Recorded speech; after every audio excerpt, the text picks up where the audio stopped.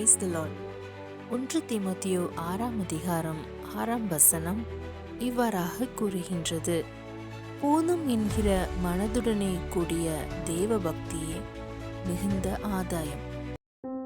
ஓவிய கல்லூரியில் பயின்று வெளியே வந்தனர் இருவர். ஒருவர் கவர்ச்சியான படங்களை வரைந்து விரைவில் பெரிய பணக்காரன் ஆகிவிட்டார்.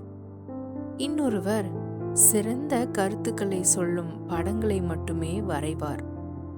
ஆனால் அவருக்கோ சம்பாத்தியம் மிகவும் குறைவு. அவரிடம் சிலர், உங்கள் நண்பர் உங்களைப் போல ஓவியக்கலை கற்றுவிட்டு நல்ல வசதியாகிவிட்டாரே, நீங்கள் மட்டும் சாதாரண நிலையில் இருக்கின்றீர்களே என்று கேட்பார்கள். அதற்கு அவர், என் நண்பனுக்கு நிறைய சம்பாதிப்பதில் திருப்தி, எனக்கோ சிறந்த கருத்துக்களை ஓவியம் மூலம் வெளிப்படுத்துவதிலே திருப்தி. நான் என்னுடைய நிலையில் திருப்தியாய் இருக்கிறேன் என்றார். வாழ்க்கையில் திருப்தி என்பது நாம் எதை விரும்புகின்றோமோ அதனுடைய அடிப்படையில்தான். நிறைய சம்பாதிப்பதால் தான் திருப்தி என்பது உண்மை அல்ல. சாலமோன் ராஜா நிறைய சுகபோகங்களில் திருப்தி அடையும் விதமாக தன்னுடைய மனதை வைத்திருந்தான். ஆனால் அந்த திருப்தியை அவனால் எட்டவே முடியவில்லை. அவன் எல்லாம் மாயை என்றான். அப்போஸ்தலனாகிய பவுலுக்கோ கர்த்தருடைய ஊழியத்தை நிறைவேற்றுவதிலே திருப்தி.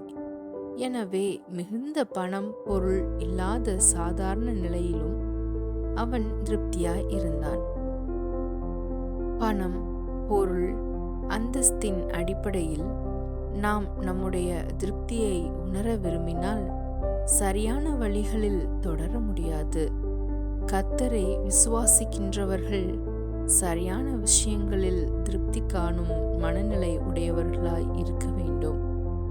நான் கர்த்தருக்கு பிரியமானதை செய்கின்றேன், நான் சரியான ஒரு நோக்கத்தை நோக்கி செல்கின்றேன் என்பது போன்ற விஷயங்களில் நாம் அடையும் திருப்திதான் மேன்மையானது.